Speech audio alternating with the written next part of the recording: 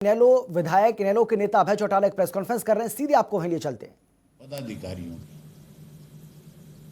District के हिसाब से जहां जहां पे भी ये भारत बंद को करने के लिए जिम्मेवारी अलग अलग किसान संगठनों की लगेगी, उनके साथ खड़े होकर के उनकी मदद करेंगे। बड़ी हैरानी की बात है, 10 तारीख को 10 को जब किसान पीपली आ रहा था तो उससे पहले जबरदस्ती रोका गया और फिर उसके ऊपर लाठी चार्ज किया गया। बैरिकेड्स लगाए, बैरिकेड्स लगा करके उनको रोकने का प्रयास हुआ और जब वो बैरिकेड्स को हटा करके आगे आए तो फिर उन पर लाठी चार्ज किया। जब उन्होंने वहीं धरना दे दिया तो 3 घंटे के बाद सरकार ने उनको ये परमिशन दे दी कि तुम जाओ अपना जाकर के मीटिंग कर लो। अगर वो ना रोकते, सीधा उनको कहते कि जाओ आप अपनी मीटिंग करो, वो अपनी बात कह करके सरकार को अपना मेमोरेंडम दे करके अपना विरोध दर्ज कर देते हैं। लेकिन सत्ता में बैठे लोग जो हैं वो मोहर तो अपने आप पे लगाते हैं कि हम किसान के हितैषी हैं, लेकिन किसान को कैसे प्रताड़ित किया जाए उसके लिए रोज यहां बैठ करके योजनाएं बनती हैं।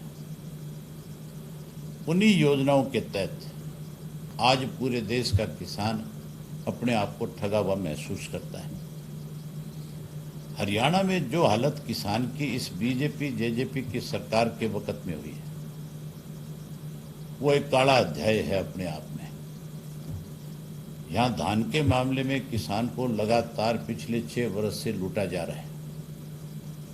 आज भी किसान जो धान मंडी में लेकर के जा रहा है, सरकार ने कोई उसकी खरीद शुरू नहीं करी। एमएसपी का रोना रोते हैं।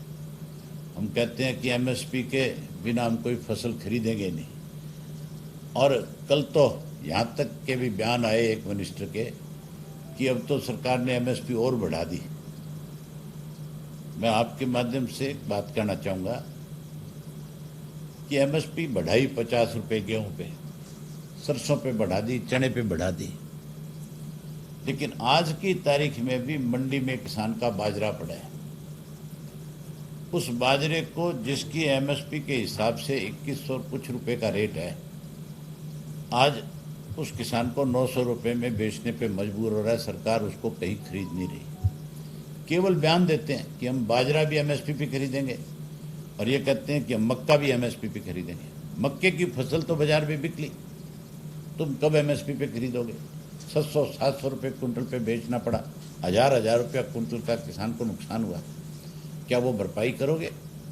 इसी तरह बाजरे में आज किसान को लूटा जा रहा है। आज किसान का बाजरा जो है सरकार खरीदने की बजाय उसको मंडी में बेचने पे मजबूर कर रही है। कल को ये लोग दूसरे लोगों से मिल करके जे फार्म इकट्ठा करके उसका पैसा भी खाने का काम करेंगे, उसमें भी लूट मचाएंगे। इन्होंने जहाँ 9 बड़े घोटाले किए, उनमें सबसे ज़्यादा घोटाले किसान की फसल के ऊपर हुए। सरसों में हुआ, चने में हुआ, धान में हुआ, बाजरे में हो रहा है और मक्के में हो रहा है। अब आने वाले समय में किसान जब धान मंडी में लेकर के आ रहा है, किसान का धान मंडी में, अब तक सरकार ने कोई खरीद शुरू नहीं करी। अभी भी ये कहते हैं कि जब तक केंद्र की सरकार की तरफ से हमें आदेश नहीं आएगा हम खरीद नहीं पाएंगे उसको। तो फिर तुम किस एमएसपी की बात करते हो? फिर तुम किस मुंह से ये कहते हो कि हम किसान के साथ अन्याय नहीं होने देंगे? ये अन्याय नहीं हो रहा तो और क्या हो रहा है किसान के साथ? जिस ढंग से लाठीचार्ज हुआ, लाठीचार्ज के बाद जैसे मंत्री के बयान आए, गृह मंत्री के, वो बड़ी शर्मनाक बात थी कि गृह मंत्री कहता है कि कोई लाठीचार्ज नहीं हुआ। इसके लिए मुख्यमंत्री को सख्त एक्शन लेना चाहिए। और अब तो मुख्यमंत्री का भी एक ऐसा बयान आ गया जिससे लगता है कि मुख्यमंत्री की नीयत में भी बहुत बड़ा खोट है। वो भी ये चाहते हैं कि किसान को किसी तरीके से भी दबाया जाए, हर हथकंडा उसके लिए अपनाना चाहिए। लाठीचार्ज की बात को लेकर के दुष्यंत जाकर के मुख्यमंत्री से कहता है कि आप इसकी जांच कराओ। डिप्टी चीफ मिनिस्टर को कोई मांग थोड़ी करनी चाहिए कि आप इसकी जांच कराओ। मुख्यमंत्री को कहना चाहिए कि इसका आदेश दो कि इसकी जांच हो, और अगर उसकी बात को नहीं सुना जाता तो फिर उसको तुरंत इस्तीफा देकर के किसानों के साथ आकर के इस लड़ाई में खड़ा होना चाहिए। केवल दुष्यंत को नहीं, चौधरी रणजीत सिंह भी चौधरी देवीलाल के घर में पैदा हुए हैं, और चौधरी देवीलाल ने हमेशा किसान के लिए बड़े से बड़े पदों को ठोकरे मारने का काम किया है।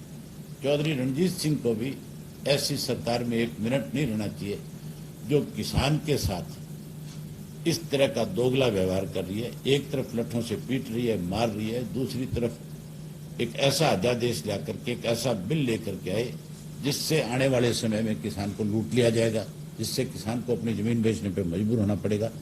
मैं तो चौधरी रणजीत सिंह से टेलीफोन पे भी बात करूंगा कि आपको इस बात को लेकर के जरूर विचार करना चाहिए।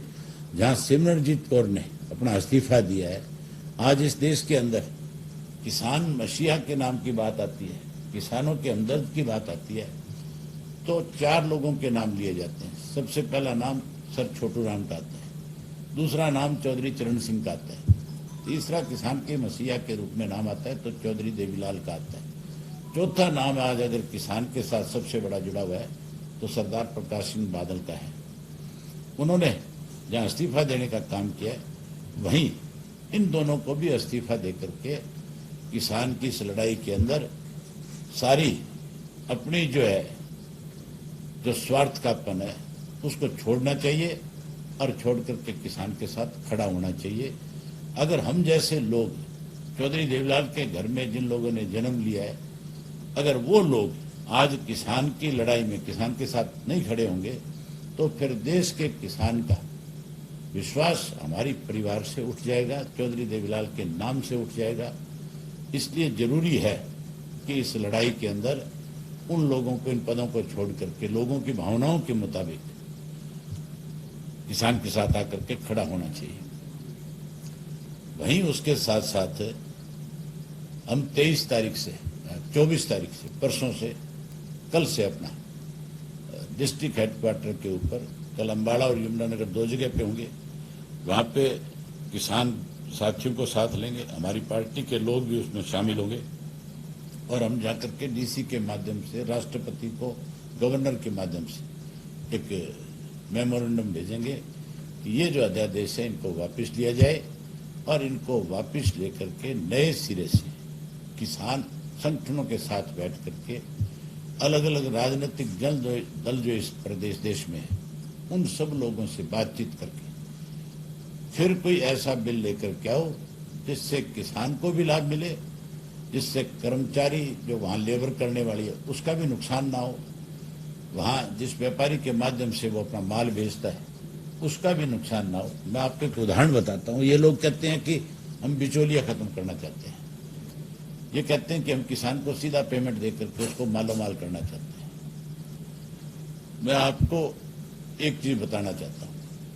ये कहते हैं कि हम बड़ी बड़ी कंपनियां आकर के कॉन्ट्रैक्ट फार्मिंग करेगी, वो सीधा पैसा इनके खाते में डालेगी। बड़ी कोई भी कंपनी आज तक जो है उसने डायरेक्ट कोई चीज नहीं बेची है, ना कोई चीज उसने डायरेक्ट आज तक खरीदी है।